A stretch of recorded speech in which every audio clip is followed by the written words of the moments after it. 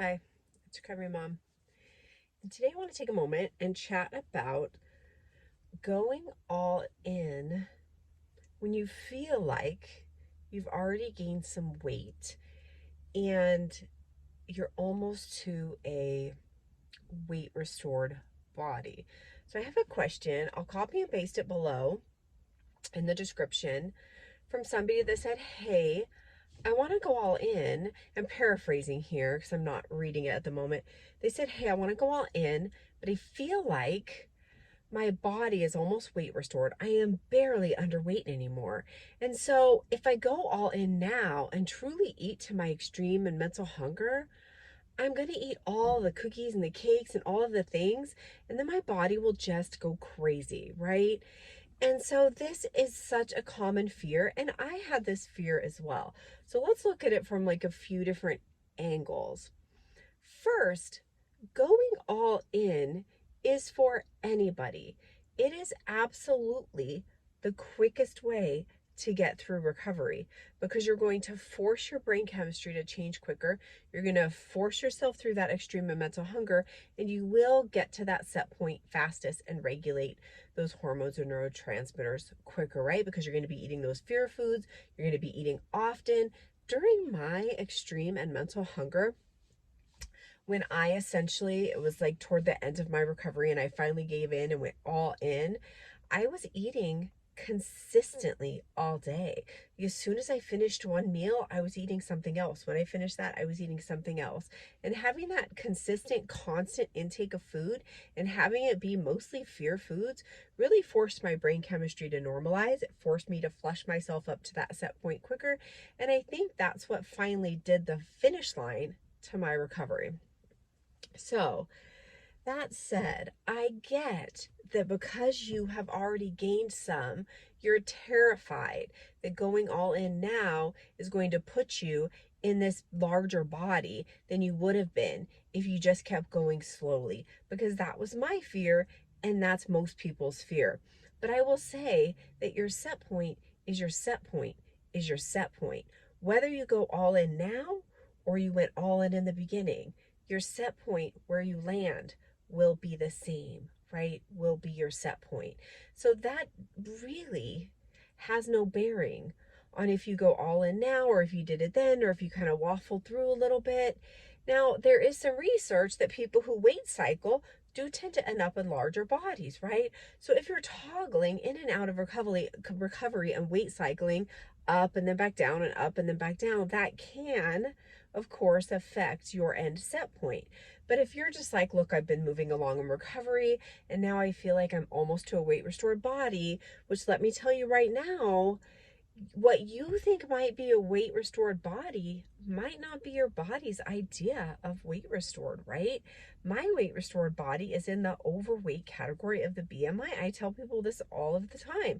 If I would have stopped my recovery in the normal weight category of the BMI, which we all know is not something we should use, but it's definitely what most people with eating disorders look at when they look at the relationship of their body with what they feel is going to be overweight, underweight, or normal weight, right? If I would have stopped in that normal healthy range of the BMI, I would have had a serious eating disorder still. So my body set point is in that overweight category of BMI. So I will say, just because you're coming close to a low end of the normal, like, right, I think it's 18.0 BMI now, that doesn't mean that you are weight restored. That doesn't mean that you're going to be at your set point. You simply don't know you're at your set point until your brain clears, until your mental hunger's gone, right? Until you can kind of eat what you want multiple times a day without guilt and shame. And all of those things are wonderful signs that your body has made it to its set point. And we also don't know if you need overshoot.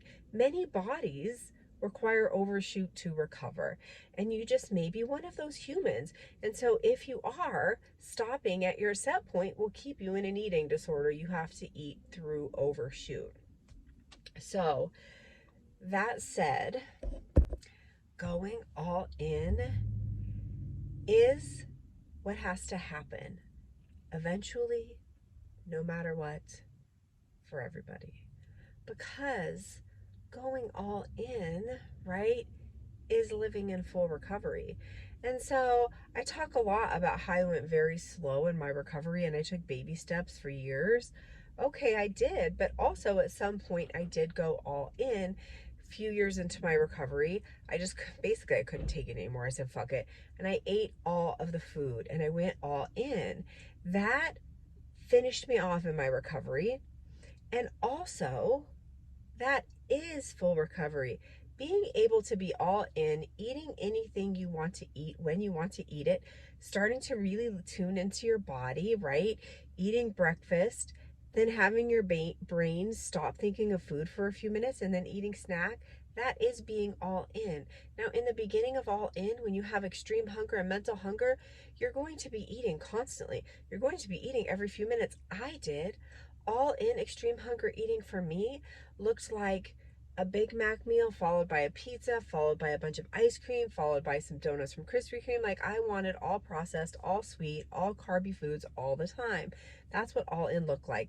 There was never a pause of more than a few minutes when I wasn't eating. Okay?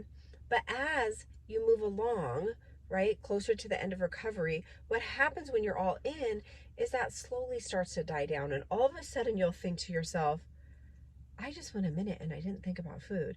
And it'll be brief at first. It was very brief at first for me. I remember thinking that. I remember having those thoughts of like, wait a minute, I wasn't thinking about food just then, right?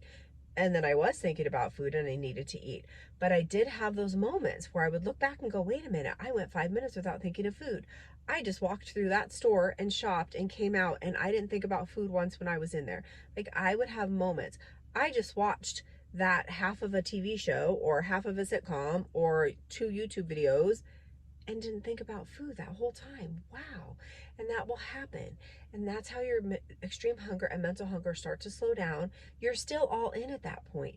Even when that starts to die down and you don't eat as much because your extreme hunger isn't as crazy, that's still all in eating. Today, in full recovery, I consider myself still an all in eater, right? I eat what I want when I want it.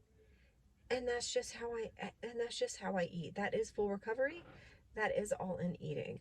I really feel like both of those are pretty much one and the same. So when we say whether we're going all in or not, you don't have to start all in.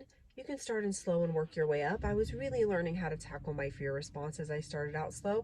Had I had those first few years of going slow, I never would have been able to go all in because I tried to go all in the beginning and I failed miserably over and over and over and over.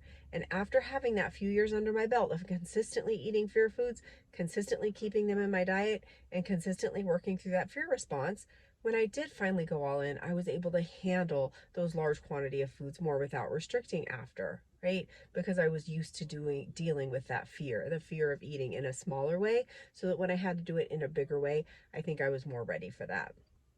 So that said, you are going to get to your set point either way if you recover. It doesn't matter whether you went all in earlier or later, you still have to be all in to finish recovery. Okay, so think about it that way. If you're on the fence of whether or not to go all in, give it a try. Give it a try. It's the quickest way to the end of recovery. I think it's a wonderful thing to do. Now, if you're consistently going all in and it just leads to restriction, and now you find yourself in this weird like binge restrict cycle, then it's time to try something else. What else can we do? Can we make sure we're eating 6 meals a day first consistently? Can we make sure those meals are big enough? Can we start slowly adding our fear foods and then go all in a little bit later? That's perfectly fine too, right? That's perfectly fine too. But what we don't want to do is have the fear and the indecision of should I go all in or not stop you from moving forward, because that's your eating disorder trying to use all these questions in your head to prevent you from moving forward. Your eating disorder is like, should we go all in? Shouldn't we? Should we go all in? Shouldn't we? And while you're having that discussion in your head, you're probably not eating and you're probably not challenging, right? So your eating disorder is trying to use this ambivalence and indifference to get you to stop eating. So the most important thing is don't let it happen and keep eating. And whether you go all in or not, eventually you're going to go all in anyway. So give it a go. All right. So I hope that made sense. I'm literally sitting here. This is Eva's.